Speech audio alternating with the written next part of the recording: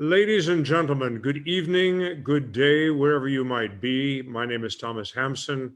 You are looking at a very distinguished panel of colleagues, musicians. We are here for the Hampson Foundation University of Michigan collaboration on an classic song initiative. And we are specifically here tonight because of a project under that roof called Art of Democracy. My colleague and closest colleague in this project at University of Michigan is Dr. Clague, Mark Allen Clague. Are we going to go by titles? I suppose well, everybody's doctors except me, so we're good. I have several doctors given to me in the cereal box, and I'm very proud of them. But you all earned them. Mark, good episode. Great to see you, Thomas. I'm here at the University of Michigan in Ann Arbor, and just thrilled to have our second episode in the Art of Democracy series, which represents a new partnership between the University of Michigan School of Music, Theater, and Dance and Thomas Hampson and the Hampson Foundation to explore really the power of classic song, of songs set to music, of poetry set to music. In our world. I mean, and I think really what we're getting after is what is the meaning of music in our lives? What is the meaning of art in our lives? How does it learn to be better people? How does it help us communicate who we are? How does it give voice to the voiceless? How does it amplify ideas, put them into a civic discourse that allows us to grow as human beings and grow as a society? And that's really what we're exploring in the Art of Democracy series. We have sort of three framing questions. Thomas, I don't know if you want to recite those for us.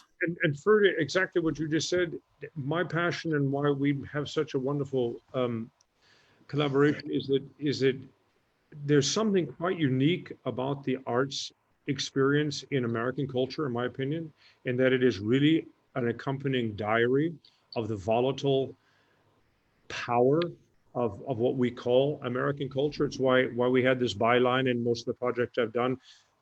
The history of American culture seen through the eyes of poets and the ears of composers. And so we have some wonderful composers and certainly some great eyes here tonight with us. We have the composer, Maria Thompson Corley. Thank you very much for joining us. We have the indomitable Louise Toppin, who is a close colleague at University of Michigan for everything possible in song.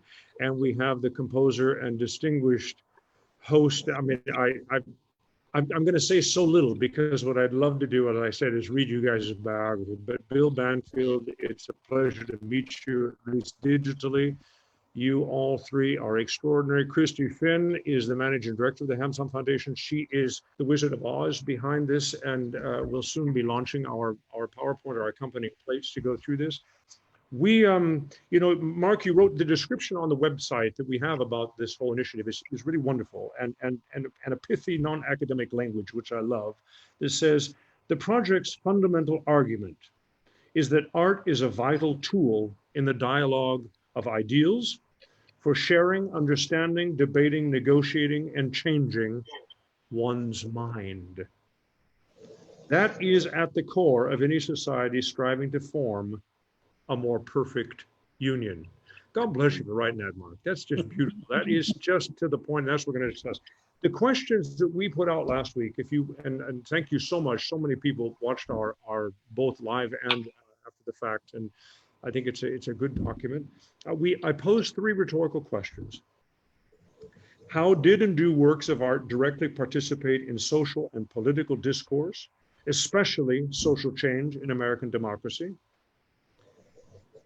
2, how does art offer a safe space and an unsafe space to explore social and political topics that otherwise are too polarizing? We've been hearing that word a lot lately, to address. And 3rd, what role have the arts played, or in fact, do they play? And this is a big question in today's society, in the lives of diverse Americans. Now, I thought the essential definition of being American was diverse, but funny me. Okay. And can their social or political views change as a result of engaging with art? Mhm. So who wants to jump in on that? I'm just going to point my finger to Bill and say, run. Well, thank you, sir. Are these good? Are these good questions? Those are the essential questions to art. They always have been, they always will be. Art has never been an art for art's sake. It's always doing things. It's. I love what Mark had outlined in his opening statement, as well as the way you've underlined it. That art comes out of human experience. And one of the things that I say is art is tones organized to tell human stories, which encompasses everything that you and Mark have said. And so we do have to play around a little bit with the artist's intentionality. An artist who decides that they want to paint a beautiful picture, as John Coltrane said, musicians, give a sense of the beauty that they sense in the universe through their music. But all the time, music is life is not beautiful. You talk about democracy and the struggle for democracy and equality. These are things that keep coming up, and we're so aware of that, particularly now in the kind of protests that we're seeing.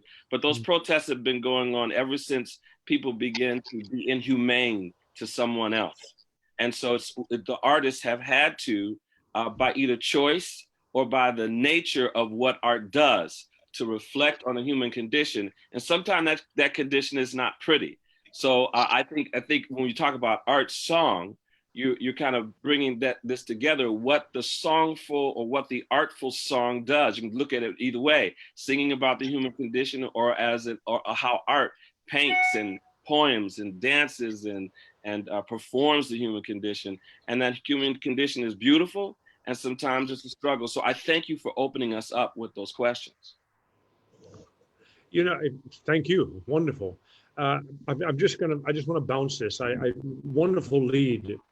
Louise, I saw you shaking your head as you wonderfully go on. You come from such a heritage of these essential questions in our society.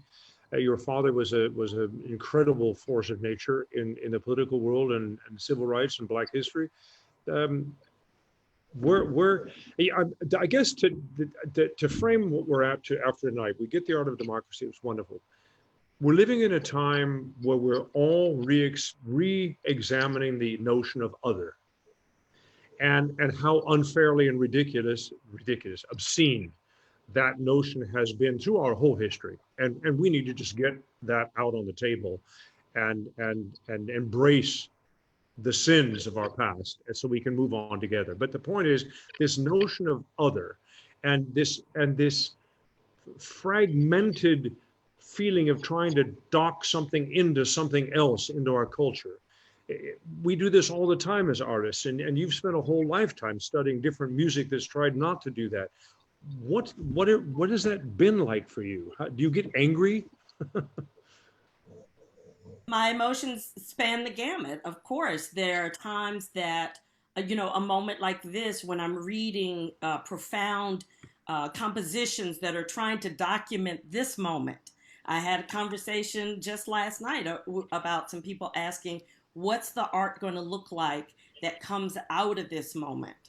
And as I've also thought about what has music that has dealt with protest looked like from the beginning, how we've reached to different generations for inspiration. And even in the music that we're going to talk about today, you'll see poets of a later generation reaching back and identifying because of their anger to an earlier generation and picking up that poetry. One of my favorites, which we're not going to talk about, is I Know Why the Caged Bird Sings, Sympathy, that Florence Price sets. It's a poem by Dunbar talking about his generation and the pain of not being free. And then Price, who is another generation beyond him, is writing about taking that same poem and transforming it to adapt to her time in the 50s. And then you have Maya Angelou taking that text, part of the text, and making it her autobiography. And so it's fascinating to me, but it's also sad in the sense that we're seeing it's looping. It's the feeling some people have now with protests that we've been here before, we're continuing again, and we're going to keep looping until we get this right. And when will that be? if I can add something, a friend of mine who plays the trumpet wanted to do a virtual collaboration on We Shall Overcome. And he felt, this is a white friend. And, he felt inspired and he thought it would be something that we would enjoy doing together. And I have to admit, the feelings that came up as I was improvising on that were just profoundly, not just angry, but deeply, deeply sad, because why should we still be overcoming now? Do you know what I mean? Like when people say someday, when is someday? Someday, can it just be today? You know what I mean? So I understand what you mean. Exactly, and I said this just an hour ago. I get very emotional as well, guys. This is America. Where is a Lyndon B. Johnson today, who stands up in front of that group of deeply invested personal people called our Congress and say, we shall overcome? How many times does somebody have to say, where is something going to happen? Well, good, let's not get despondent. Are we agreed that we perhaps are in a potential tipping point? I hope so. Do we want to feel good about this? I'm sorry? Do we want to feel good about this? Is there a good, Well, I want to respond a little bit to what Maria says and answer you at the same time. That we went through a period that it was changed from we shall overcome to we have overcome. And we've come back. I remember being in a period in my life that people no longer wanted to sing we shall after the civil rights, and they sang we have. And so to hear that song have that transformation and go back to we shall is quite painful. I'm hoping this is a tipping point because there are some real things that seem to be coming out of it, some real legislation, but we have to see where this is all going to, how it's going to shake out in the end. Mark? I mean, I hope we're at a tipping point as well, but I think there's a long way to go. I was just, one of the songs, the recent thing that I've reading about is Quaker Oats, reconsidering its brand Aunt Jemima pancake mix, right? Which is an old song, right? I mean, that's a minstrel tune from the 1880s and early 90s. And it's been so deeply buried, that history in our culture, and people don't really understand it, that they saw it as a positive thing to buy a product in a grocery store that was trading upon the idea of a house slave, right? That was trading upon a servant to a white family who was providing care and comfort to whites, right? But there was no care and comfort going the other direction. And so there is hope, I think, that some of this is starting to change, but I don't think this is a time to take our eye off the prize, right? I mean, this is a time to push ahead. I feel like there's been an earthquake, and there's a chance for these tectonic plates that have locked us into these sort of just harmful patterns of thinking. But we all have to push, and and particularly people like me. I mean, people have to move ahead. I mean, at the university, to really create opportunities to let other voices through. And this is, I think, is the beauty of song. And I noticed that Christy, hopefully put Bill's Hold On up in front of us here on our screen. And I think it'd be a great time to listen to some music and to see what Bill has to say sonically, and also what Hold On can tell us about where we're going and where we've been. Let's listen. Let's have some music. Laura, next come in.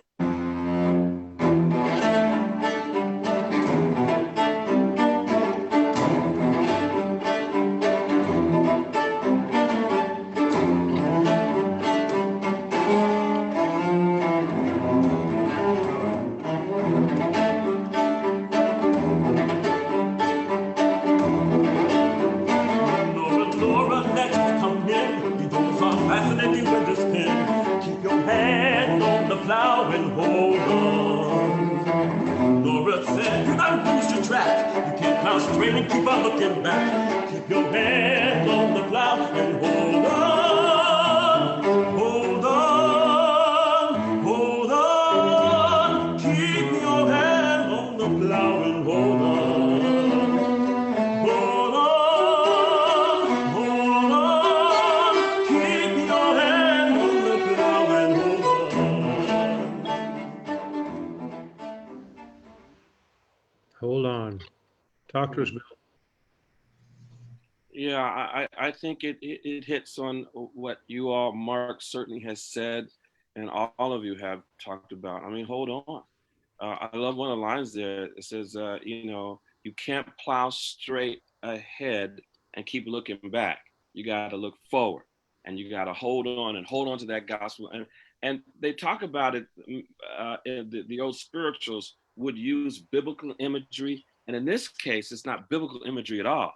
It's actually slave and sharecropping in imagery. So you hold on to that plow because the plow is being pulled by a horse. You can't look back or you fall. You got to hold that plow and steer it and hold on and keep going forward. That is, I think, such a powerful, and I'm sure that in my mind when I wrote this, that it was those kinds of themes that compelled me and inspired me and propelled me to write this. And then you notice that cello line. I promised my colleagues that I wouldn't talk all over the board today. I would stay on the gospel plow being a composer. So let's talk about the instrumentation. And the singer has to stay on that vamp. Now, if you listen to this spiritual, which has been done many, many times, it's very slow. Nora, Nora, lets me come in. I'm not a singer, by the way. I beg to differ. A very plaintive setting, but in my setting, I wanted the idea of actionality and action and advocacy and motion. And if you hold on, you won't trip and fall. So I think that's a theme that I think Louise and Maria talked about, all of you all talked about, you know, we should keep on, but it's a little disappointing to have to keep on restarting that restart button about democracy and equality in a democratic nation that's supposed to be bound by those principles. And yet you're right, we don't have the kind of leadership we see. We have it in states, but we don't have it in the overall thing that we need to have to make that very necessary and needed idea of equality plain for all Americans to see and that to be legislated in the land that we live in. So I think that the last thing I'm gonna say about that piece is just that you have these two tenor voices, the tenor voice of the cello and the tenor voice of the human, having this engagement about how we're to hold on in life. And I think that speaks universally. Can I just add as actually a response to something that Mark said, or a piece of that, is that the whole Aunt Jemima piece, which is relating to what Bill just said as well, the company actually revised their image in 1989, which is when Bill and I were here at Michigan as doctoral students. And you wrote this piece, I believe, at that same era, correct? So that's right. We were looking and thinking at all these pieces of what it meant for Aunt Jemima to have that first transformation rather than having the step of which they're trying to do now, which is completely abolish it. That's a completely different thought to take it from a modest reimagination to, is this product completely gone? And that's why this moment also can feel different if they actually take that step. Well, Bill, you said something earlier about that made me think. I mean, in just what you said, Louise, are we seeing a lot of baby with the bathwater going out the window? I mean, you know, there's some part of our national heritage that we just have to live with and know, and trying to erase it as if it never happened. That's not exactly the answer either, is it? Well, I think, and that argument sort of goes into the idea of having these statues, which were not put up after the Confederacy, but were put up much later as signifiers that Black people shouldn't get too comfortable, shall we say. So I think that, I don't think it's easy to completely erase history. And that's, you know, but these signifiers and these symbols, I think their time comes and it reflects the society of that time. And I think it's perfectly fine to say we move on. The thing I use is that, you know, you don't see statues of, I don't know, anybody in the Nazi era in Germany. And there are other places where those things, we would be appalled if people had these sorts of signifiers of what used to be. There are museums for that. And I think the Smithsonian Museum of African American History covers a wide variety of things. So I don't think we need to see them on our grocery shelves anymore. Maria, you and Bill have both used words that I think are pretty fundamental to composing. And Bill used the first, intentionality, which is just rings off the top of my head. And you use, I don't know if you know this, but in our conversation before, you very often use the word signifier or signify, signify. Is that, when you use that word, am I correct in assuming there's a certain amount of musical elements that you're embracing that are signifying something that you're trying to say in the intentional will to say that? Does that make sense? I do a lot of that. Now, I will add, briefly as possible, that I don't feel that as a Black person that I need to make sure that something sounds jazzy enough or funky enough or, you know, have this, it's Black enough. I mean, I am Black and I'm going to be Black all day, every day. So, you know, whatever I feel like including, whether it has a clear, you know, I don't want to be that self-conscious about it. I don't want my music to have to feel Black enough in that way. But I do feel that, you know, all of these things that perhaps were initially thought as something other than art music, that have been incorporated and will continue to be incorporated and should be incorporated, you know, are equally valid. And I think that's what kind of we're trying to get to, is this idea that how we want to be is equally valid, and it doesn't have to be performance art for anybody in the sense of conforming to a particular white dictate or a particular Black dictate. It's, you know, in the ability to embrace who we are, all the things that have influenced us, and put it out there and have it seen as acceptable, regardless of some other external standard that we shouldn't have to embrace, if that made sense. I think I got more convoluted as it went along. It does make sense. And the other side of that is nobody faults the French for saying they're French. Sure, absolutely. Nobody faults the Germans for pointing out their Germanness. Nobody faults Jewish people for pointing out their Jewishness. Culture is a very, very important piece of who a people are. So I think that artists have always dealt with that. The signifiers you're talking about, the intentionality that you talk about, could be intentional to put your cultural face or voice or signifier out there. It could just come out of your experience.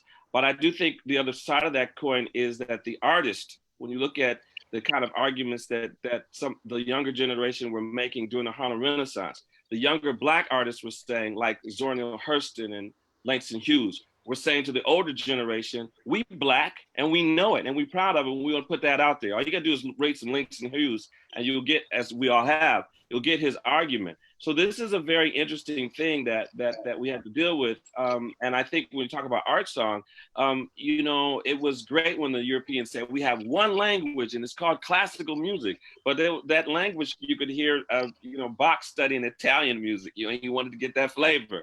And the Germans wanted to know this, and the French wanted to know this, and the Irish wanted to know this. So I would just like to throw out there that cultural voice, that recognized flavor in that garden of there's a rose and there's a petunia and there's a garlic plant is very, very important, because I want to smell the difference between garlic and roses. So in culture, we do that. And what Murray brings up is very important. And it's a decision that you make when you go, being a Black, African-American composer, or a woman composer, or a Spanish composer, when you want people to hear your art, sometimes you have to make that balance. Do I want them to hear my art as a human, or do I care about the qualities of my characteristics of my ethnicity or my political view?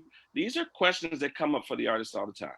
Well, I think If I may, I'll give you to listen just to where I was actually also going with it was the whole notion of classical music, because it always gets this rap of the elitism and the manufactured this and whatever else, when in fact, for we musicians, we see it as such a fundamental narrative of any particular culture or epoch. I love what you just said about culture, Bill, but in fact, what I love is to have composers talking to general public who is certainly listening and saying that these music elements are signifying this that I want to say in an intentional way. And then we're at the crux of what classical music is actually the structure of, which is a very clear evidence of values in any particular society or in particular people. And the prisms through which we look at that become the different culture, the different language, the different epochs. But this specificity, and I think that's what a lot of our public gets hung up sometimes in the classical idiom in general. It's just too much work because, oh, I don't get it, wasn't meant this and all that. But it's really just a love of the specific use of something to ignite either reaction or imagination. So it's a bigger conversation that we've already started here. Chris, you've got our next thing. I'm sorry, Louise, you wanted to add to this, please. Well, actually, I was going to say that I felt that what he just said, and Maria both, that they're leading us into Harry Burleigh, who has so many dimensions as a composer that he has at the beginning of his career, where he's writing in a European art song style that by non-African American composers, poets. He's intentionally not trying to look or identify as an African American composer.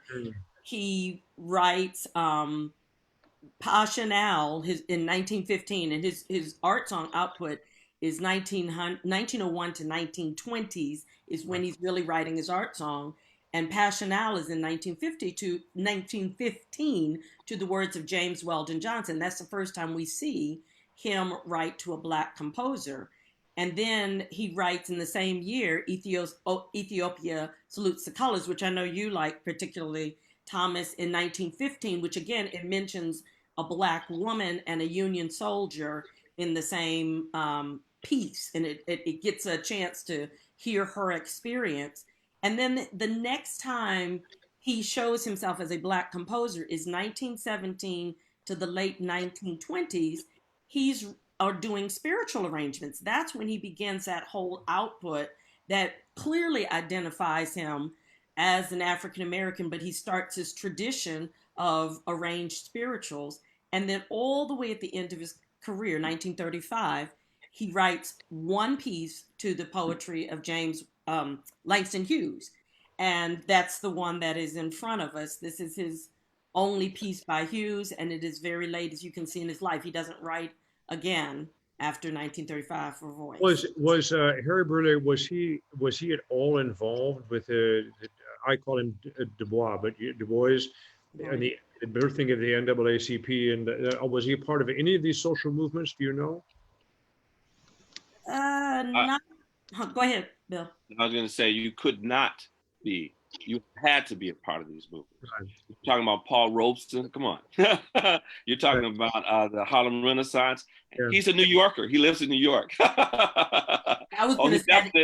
He definitely knew Marcus Garvey's Black nationalist movements. He knew the NAACP. He knew the Urban League. They were all in New York and Harlem. And these folks were touting and shopping those perspectives. So he was aware of it. I was going to say I didn't know his level of involvement, but certainly. Yeah, that's what I was just wondering. Yeah, I agree, Bill. Let's have a listen. This is wonderful. It's a wonderful song. Yeah.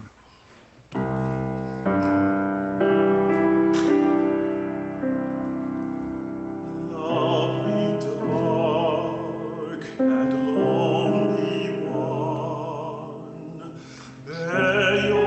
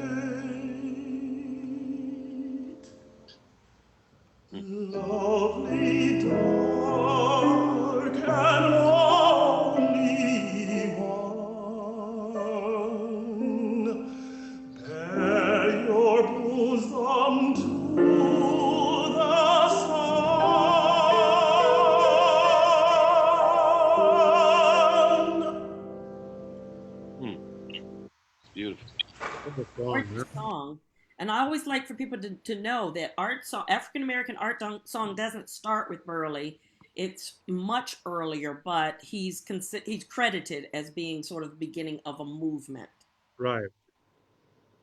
And by the way, once again, when we say art song, we're talking about the phenomenon of classic song. So a classic song initiative, we're all trying to turn the dial a little bit to simply understanding that the phenomenon we're talking about is an existing poem that doesn't need a bit of music, and music that is probably inspired because of the inherent emotional impact or imagination of that poem, and doesn't necessarily need words. But the two of them together, and it's a rather unique phenomenon in the world of art, create a standalone third form called an art song or a classic song. So we're talking about, your drill down is through the text and your drill down is through the musical elements. It's quite a phenomenon, quite fascinating. Anyway, I thought I'd just throw some clarity on that. Herr Professor Clague, would you like to jump in here somewhere? Yeah, Burley, I think, is an amazing artist. He did, just a little point, he was actually given the Spingarn Award by the NAACP in 1917. So he's definitely connected, and the creation of this really whole tradition of the concert spiritual that, as Bill mentioned, the Robeson and Marian Anderson and other amazing singers took up. I mean, in some ways, he created that tradition that became part of really like all art song recitals in the 20s and 30s. But I think one of the really interesting things about Burley is that he was friends with and connected to Antonin Dvorak, who came to the United States in 1892. Burley had a scholarship to go to the National Conservatory, which is was really dedicated to founding an American tradition. And one of the moments of hope that we sort of missed, I think, as in music, was this moment to bring the African American tradition into the sort of heart of American music generally. And this was Dvorak really, I think, because he didn't have the racism that so many people in the United States did. When he came to this country, the interesting music that he heard, the distinctive music that made American music sound special and unique, was what he called Negro melody and then Native American music. And, Native American music has really, there's a whole political tragedy around that, the reservation system of sort of the shrinking and literally the cordoning off of that people. But, Black music has really survived and thrived in the popular sphere. I mean, coming off of the sort of dance music of the 1920s and the jazz tradition, and, into popular music today, where you can't really think of rock and roll or rap without recognizing the African American tradition. In classical music, we have a lot of work to do to recover this history, to amplify these voices, which have been there and have been powerful, but that we have sort of, through our institutions, marginalized and pushed off to the side. So the kind of work that Louise is doing, the kind of music that Bill and Maria are bringing to the fore, I think is something that's really vital to our tradition. And if classical music is going to thrive and be part of the solution, it's those voices that need to be amplified. I just, it's difficult not to be silent with all these brilliant opinions and insights. I want to continue, as we all have, I love signifying. Maria's talking about it. There's a signifying monkey, signifiers, and I love how this Harry Burley piece, which is art, makes the word lovely and dark. You see, Black folks hadn't heard of themselves as being dark and lovely, because we have a tradition where everything was a minstrel image, where dark was ugly. That's why, Langston Hughes says, we're ugly and we're beautiful too. It was recognizing all of these symbols in language. But I love that you talk, Mark, about Burley in this situation, because he said he would not come to America unless he had 1/3 Native American students, 1/3 African American students, and 1/3 the other everybody else. So here you have an elevation of the ethnic idea of what America is again, and he comes there to teach that. I think that's so very, very powerful for setting an example of what truly is American. It's all of us together, and I think that this is a great beginning. So I'm glad that you started with Harry Burley with the art song, because that's truly really quite points the way for everybody. Great. We've got a plate up here of Adolphus Hailstork, who until I knew about you, Louise, I did not know. Yes. Imagine. Tell us his story. Yeah, well, I'll tell you a little bit about this piece, but Adolphus Hailstork was born in 1941 and is probably one of the most important symphonic composers of African American descent we have today.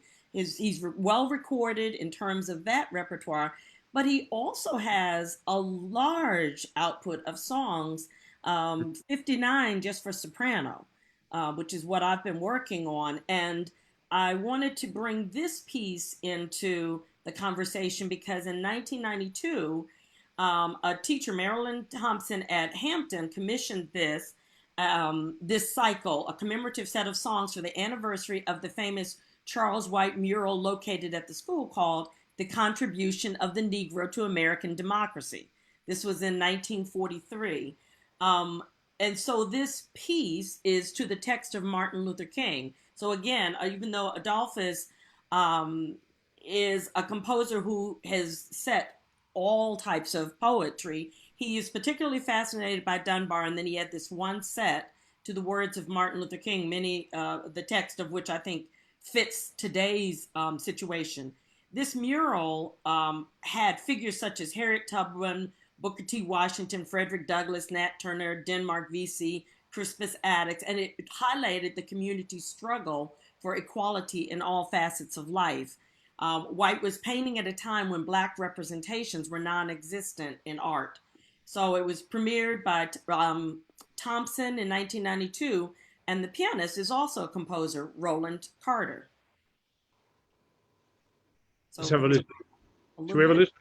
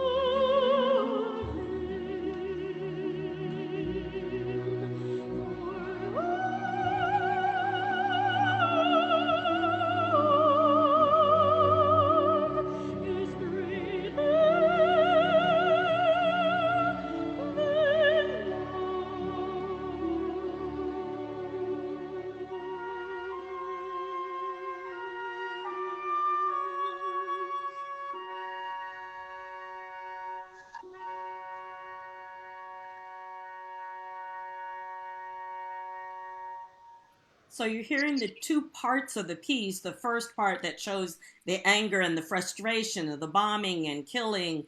And then you hear Martin Luther King's response. This is from 1961, in which he's saying the response and the answer is that love is stronger than liking. And that love was going to be the solution to these difficult times. Well, it reminds me of the fourth song with the four Brahms' last series songs, you know. And all the major composers, you know, Mahler, what's the essence of life? Oh, compassion, love. My goodness. What a piece of music. Fantastic. No, he's been a real.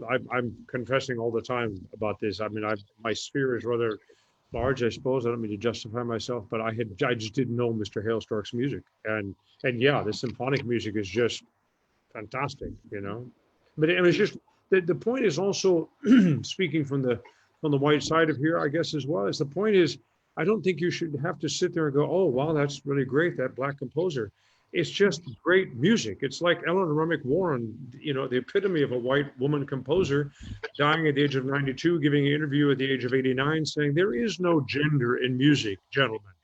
It's music, you know, move on here, get it together, listen, and open your minds and hearts. And I've written this about African American song music, specifically to the Song Alliance, the African American Song Alliance, as well as recording Margaret Bond's things. Until we simply talk about American song and marvel at its myriad roots and origins, and whatever that conversation can be, but it is American song. Langston Hughes is my American poet, just like Whitman, you know. Stop it. I mean, I just, you know, at some point, civil rights has to be a bigger picture than women's rights and the gay rights and the black rights and the brown rights and all that. We've just gotten so fragmented that it feels like we're just losing the joy of being what the birth of this amazing nation was to begin with. Fine, sorry.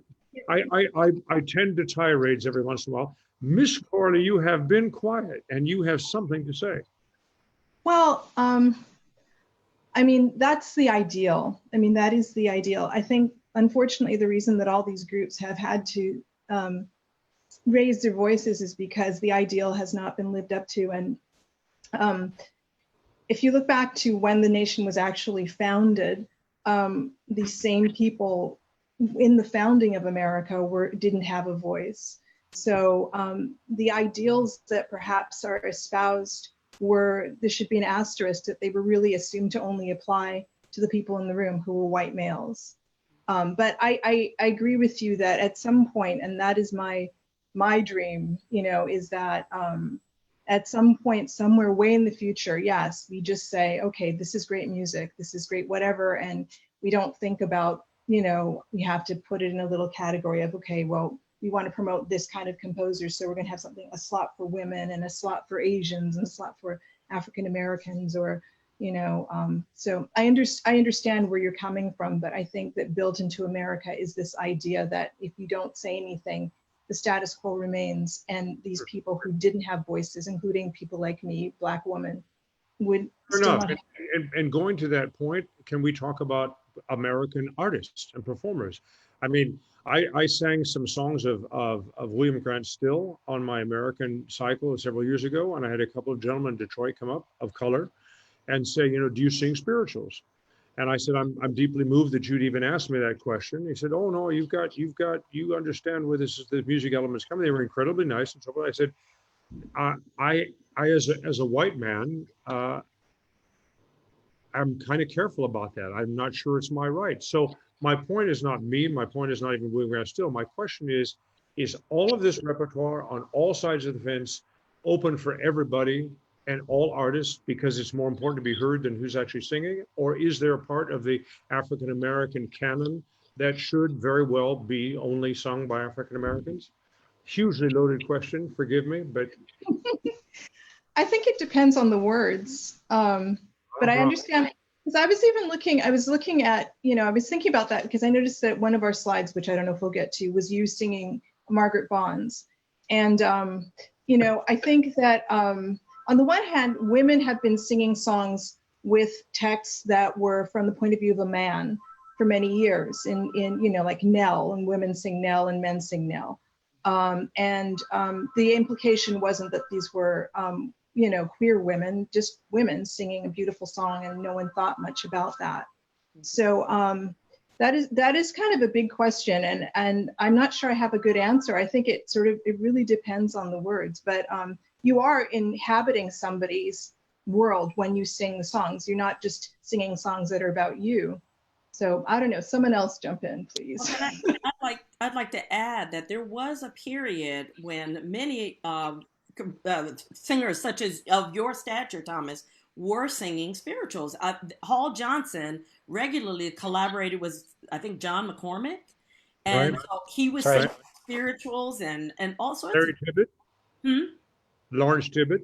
Lawrence Tibbet, yes, exactly. So it's somehow in our time we've gotten away with it. I remember when Debbie Voigt did an all spiritual CD, and there were so many conversations about her doing it. But that's a part of what I'm doing in teaching the class. I think it's giving a context so that as students begin to experience this music, they're taking ownership and understanding. You're not appropriating. I'm not trying to get you to say that you own this music. Nobody owns the music, but I want you to understand it and have a cultural context for singing it, so that anytime you sing it, you put it in a context, especially if it is racially charged. Right. Well said. Well said. Bill, I see your, I can just feel it. I can see it and feel it. You know, we those of us that teach in the area of popular music as well. I teach the history of American music, from Woody Guthrie to Bernstein to, you know, all the way up to Maria Schneider. And when we get to talking about the sharing, the two terms that come up is misappropriation and ripping off, and, you know, cultural respect. And when you talk about popular music, like the Beatles or the Rolling Stones were very clear about articulating this is Black music. They would give that, and then they would enjoy the music. You think about blues today, you go to a blues band, it's usually an all-white band, and they're getting down on the quintessential American mother tongue of all popular music is the blues. That is a music that comes directly out of Black experience. It sings about the existential I, dealing with the you and the problems of that, but the joy in jumping over that. But that human leap of using the music or the song to leap over your tribulation to get to triumph is something that everybody can embrace. And I think that's what happens when different cultures use the music or sing music of other cultures or other identities, is that they are participating in the humanness of that song. That's And so I think you're right. I think that's okay, as long as Maria is saying, you're recognizing some of that. And I mean, if you sang a song, I Am the Darker Brother, and you were on stage, I would say, well, he's with us. You know what I'm saying? That would be how I would read that. Hey, he gets it, you know, so I don't think it would be, you know, misappropriated. I just think you're right. It has to be the spirit of how the music is shared. Mark, have you ever had a student come to you and say, with some controversial text or background or music, and say, can I sing this? Is it okay if I learn this? Have you had that experience? I haven't had that so much in my classes. I mean, I think, you know, one of the things I have had, you know, these points about the importance of marrying history to the art, I think is essential. I mean, you can't have the content without the context. And I teach a whole unit on minstrelsy in my overview of American music course. And it's surprising to me, you know, what percentage, and it's probably a third or more of my students have never heard of this tradition. I don't know anything They've heard about blackface. They've heard it in the news. They understood there was some controversy.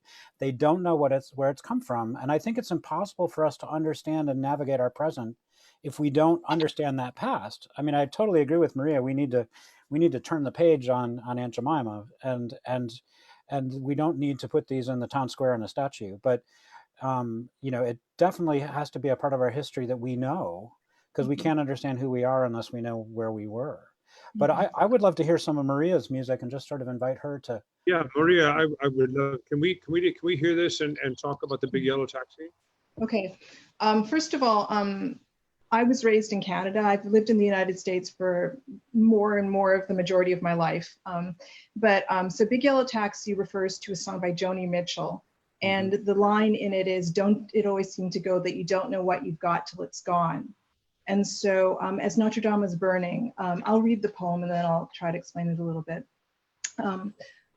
The world paused as Notre Dame burned, mourning its grandeur, crumbling like shards of spun glass, forgetting the toppled spires pointed towards a God they had long ago dismissed. Parisians and tourists stood in solemn worship of stone and ancient wood. Our Lady, monument to white male creativity, though neither, her damaged beauty left me bereft as they. My cathedral burns like candle wax, each new ache and wrinkle an inevitable shortening of the wick, while my fragrance wafts and dissipates. Democracy had no assumed expiration. Lit by careless matches, ancient timbers and lofty towers fall to ash behind a facade of stone. I set part of that. And in the end, I took out the section about Our Lady and the monument to white male creativity. And I'll explain that. Like, on the one hand, my initial reaction was we wouldn't all be so concerned about, I mean, we'd still be concerned, but my thought was like if a bunch of Benin bronzes had been melted down somehow, or even when ISIS bombed Persian antiquities that were wonders of the world, the amount of attention that it got, or the staying power in the news, was somewhat less. Now, there were other circumstances, which I won't get into because that would take longer. But anyway, you know, I just found when I set the song quite recently, I changed it to My Heart Pause because it occurred to me that maybe the whole world, there are lots of places in the world that probably didn't stop because Notre Dame was burning, and that not everybody has dismissed God. So I changed a few things. But the main thing was that the idea of Parisians and tourists standing in solemn worship of this edifice as things were burning and falling in. And so the transition to the idea of my body, well, everybody is supposed to decline and fade away, but democracy wasn't supposed to. And yet here we are watching things like, you know, people being above the law, de facto above the law, even though we're maybe not, we're kind of saying it, but we're kind of also watching it happen before our eyes. And so these things are falling, and there you see the facade of democracy, and then these things are still happening behind. So when I set the song, I started with Leonin and Periton because they were Notre Dame, our organum, masters of Notre Dame organum, and it's old European music. And then it's a very dissonant song because things are burning and toppling. And so it's not been performed. It was something I wrote very recently, and I was pleasantly surprised Louise thought she wanted to include it, honestly. But, you know, and as I thought about it further, though, I realized that we, as in people of color, Black people, we're not really invited to this democracy in the first place. Anyway, that's just a little bit about my text and my thoughts as I wrote the text. And when I set the song, I took some of it out for structural reasons, in that I didn't want the front to be so long. The middle with My Cathedral was, you know, a different mood. And then it gets back to the original thought of everything burning down in a more destructive way. Wow. Are we going to hear some of this or no? It hasn't been performed yet, so we look forward to it. Hearing you. So, yeah, so. Stay tuned, ladies and gentlemen. I wanted us to include some contemporary thoughts about democracy. No, that's very powerful. I'm really reminded of, you know, Bill's comment from the beginning that music is tones organized to tell the human story, and it's getting these voices and these different perspectives, I think, into the conversation that's so powerful. You know, in Maria's work and all of this music. And I think for me, one of the important things is, you know, how do we change the soundscape? I mean, how do we have these sounds by Black artists the world over really become part of the concert hall tradition and be heard? And I think there's the research and the voices we're hearing about today, you know, that Louise and Maria and Bill are sharing with us, is something that, I mean, I just feel like a real imperative to commit to putting this music into programs and performing it. My own experience with this, I mean, similar to Thomas, was that my very first job as a musicologist was at the Center for Black Music Research in Chicago. I worked with Samuel Floyd, and I was a young graduate student and was hired to be an editorial assistant on a new encyclopedia project called the International Dictionary of Black Composers. And so I showed up for work the first day. Oh, do you actually have it? There it is. Yeah, absolutely. With the Duke on the cover there, right? And I recognized about 4 names out of the 1,400 names that are in that project. And they were William Grant Still, Florence Price, Duke Ellington, and Louis Armstrong. And those were the names that had been part of my training as a doctor of musicology. Like, I was training to be a professional in the field, and the field told me that I only needed to know those 4 names. And there are literally thousands. You know, we are just touching the surface of this repertory, and it's really attendant upon all of us. And Thomas has really done this work. Louise's database with Videmus is important. You know, Bill's work at the Smithsonian is important. Maria's advocacy as a writer and speaker and host, as well as a composer and pianist. You know, all of this stuff is getting it out here. But I think all the musicians and educators who are on this, we won't change the tradition. I mean, the problem with a canon, the problem with music and its celebration of conserving a tradition is that until somebody breaks the cycle, the tradition stays the same, right? The teachers teach what their teacher taught them to their students, who teach their students that what they was taught, and the generations go down. You know, I mean, so we need to broaden intentionally our soundscape in order to really correct history. I mean, history has celebrated those things that had institutional power. And so many of these composers were denied publication, they were denied recording, they didn't get a chance. And we need now to fix that problem by very intentionally going back and listening and celebrating this music, because it is emotionally so powerful. I mean, and that's like Ethiopia Slurred in the Colors, you know, Thomas's performance of that is just stunning as a work of art. And it's not a piece that very many people know. Louise, can I ask you, could you want to have I mean, God bless you, Mark, wonderful. We're starting to go into our last round here. Louise, apropos databases and research, I mean, I don't know which hat you want to put on and talk right now, but if you wanted to go to your musicology hat and your database, the diaspora, and all of the wonderful collections, and it's not just collections, it's making the evidence. Anyway, thank you very much. It's making available. I mean, you've been just amazing at here's my footsteps, just walk in those for a while and you'll understand a little bit better. Right. Thank you. I was going to say that I agree so much with what Mark just said. We have to disrupt the canon. I like to be a little bit more aggressive and say we have to disrupt it. And in disrupting it, what I've spent my time trying to do is come up with resources that will allow us to lose the excuse that we don't know the repertoire as we're trying to teach the next generation of teachers and scholars who will know this repertoire. But it takes all of us, the lecturing, the teaching, the resources. There's just a lot. There's a lot to do, but there's also a lot of resources now that we didn't have back in the day when I started this in 1990, all of these projects. I would love to speak to that in this last quarter. Because I'm looking at the picture there that you have there of David Baker. And I'm listening to Mark, Louise and I, and all of us were hanging out with Sam Floyd in the Center of Black Music Research in Chicago. And that for us as young scholars in 1988 was the place that not only his work was being, he was doing his work, Samuel Floyd, and having people like Mark there, but all of us were asked to give music to the Center for Black Music Arts scores. And I wrote in that book that Mark talked about, was asked to do, I think I did the article on Adolphus Elstorg, as a matter of fact. So, you know, we were all asked to contribute. And I'm looking at David Baker there, the book that was in my Carol. David Baker was at Indiana University. We were at University of Michigan. He was, and that book was done in 1968, I think. It was, no, 72, I think. I'll look at the date in a minute. It's called The Black Composer Speaks. There were 12 composers. 70s. And I called the editor at the time of Scarecrow Press. I said, well, there's a whole generation of us. This was 1988.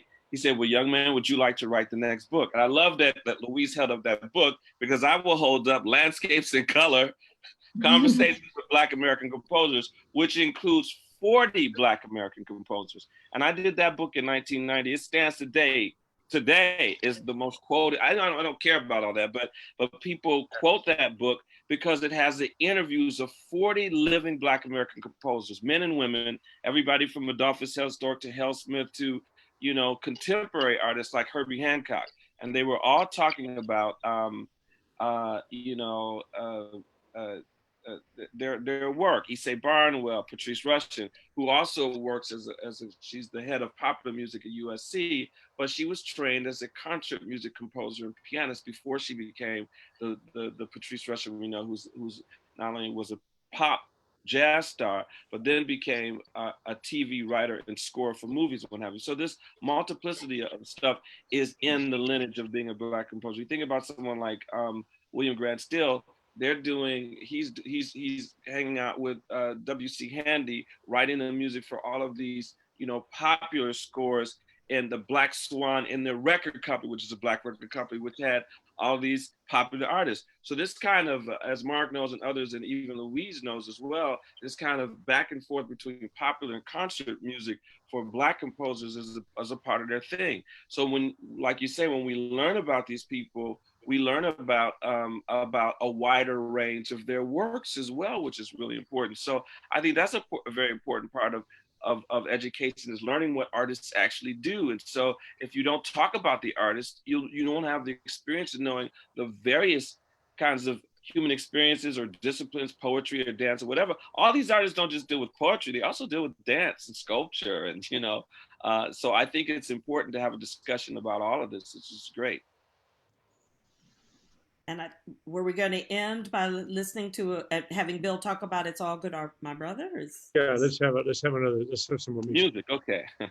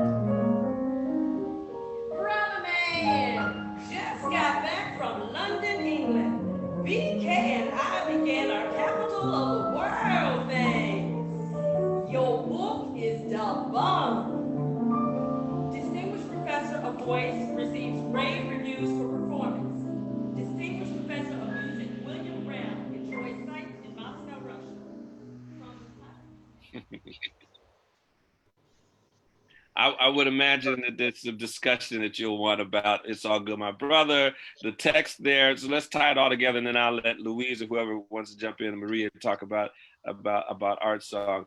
Look, I mean, it's self-consciously, "It's All Good, My Brother." That's something that Bill Brown, who's a very distinguished tenor of contemporary music and opera, and you might all know him, Thomas. Bill Brown had this distinctive voice, and he encouraged composers. So he was always at the Center for Black Music Research. He was always doing pieces by David Baker, or always doing pieces by Hale Smith. That was his thing. He was a singer who championed the music of Black composers. And one thing he would always say, "It's all good," but Bill Brown would light up the room. He'd come in the room and say, "It's all good, my brothers and sisters." That was his line. And so I think Louise, for one of her precious birthdays, asked a number of us to set music, and we decided, a number of us, to celebrate both Louise in this concert, but also the great singer Bill Brown. And I think that connects contemporarily to the idea of "It's going to be hold on, it's all good, my brother," and you can take that forward to Kendrick Lamar saying, "We're going to be all right." It's this constant using of the music to reaffirm your humanity, that it's just hold on, it's going to be all right. And I do think that that's very universal. The other thing I would say when hearing this is it's self-consciously jazzy. because that's what he liked to do, but also it's art songs. So there's segments of it that sound like a Schumann song, you know, or Schubert song. You know, there's this attempt to merge art music with contemporary, and that's something that Bill Brown did. So I just had to give you a little background on some of the thinking in terms of the process of that piece. I'd like to add further that the whole thing was this song was a part of a cycle called Aspects of Bill. And what I did is I commissioned 11 composers. Bill died suddenly in 2004 in his early 60s, and he had been my singing partner for 15 years. The two of us were out there singing so many premieres of African-American composers. He's the one that got me involved, particularly on that national circuit doing it. And he had been a trumpeter along with Miles Davis, a jazz trumpeter himself, as well as a trained singer. So he had both careers. And so when I put together these 11 songs, I created a 45-minute song cycle, which I haven't recorded yet. I still keep saying I'm going to do it. And I thought, well, will this work? But every composer decided to talk about Bill and write about him in a different way. Many of them, like Bill, took one of his favorite sayings. Another one took from his answering machine. He used to say things like, if it's called an apartment, why are they stuck together? And he would say that on the answering machine.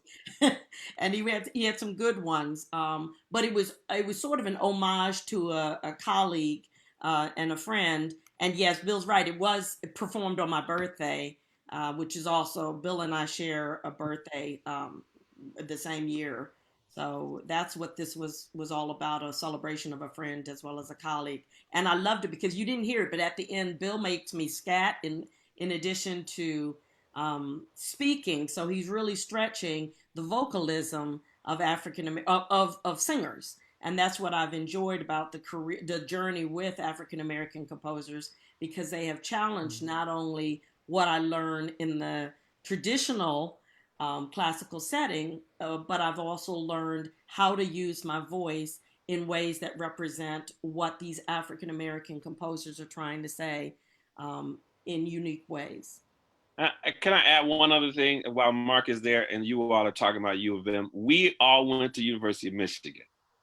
I just have to put a plug in there. And Louise sang my first song on the very first Composers Forum, 1988. Louise sang my song and she blew everybody away. So I've been writing for Louise for 30 years. That's a long time.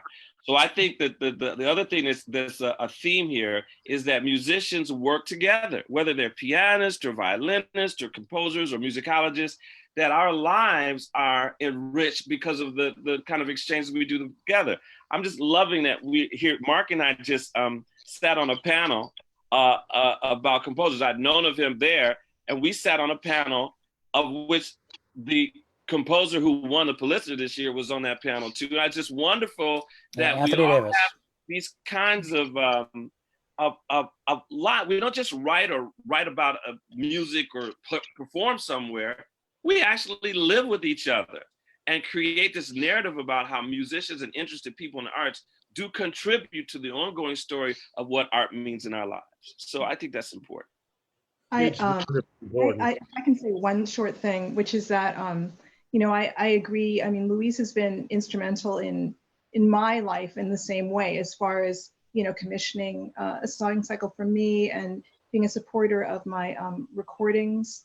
And it's so true that the symbiotic relationship is the way forward. I think, all of these different people using their different talents and not just staying in their one lane. You were talking about staying in your lane, staying in different lanes. I have to say I went to Juilliard, so I don't actually know you guys from University of Michigan, so I got to clear that up. But but having been in a completely different atmosphere, it seems like what you had there was a uniquely nurturing environment. I was the only Black pianist at Juilliard for years and years.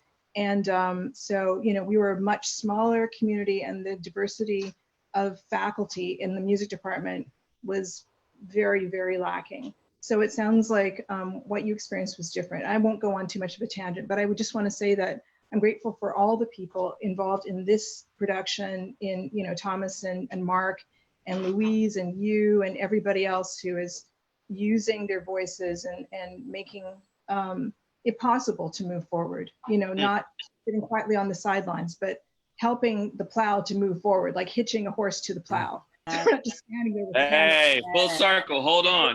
Hold on, yeah. Because that's exactly what I was thinking. We have to reach back. And so far, we had been early on reaching back within our own circle. It's time now to reach out to the fuller circle, which is what you're helping us do, Thomas, as well, is to think it's not just the little circle we knew. How do we get the rest of the community, which is the world, in to understand what this music is about? I believe with my whole heart that what we're talking about tonight is the evidence and property of every human being, especially in America. And if you don't know that, somebody damn well stole it from you. And it's time to give it back. I believe in empowering, enabling, and embracing. And you guys are amazing. If there's anything I really love, it's giving space for experts to do what they do so that I can just sit back and learn. I love it. You guys are fantastic. Mark, I cherish our friendship and our work together. You three are just wonderful, wonderful composers, wonderful scholars. Christy, you're fantastic.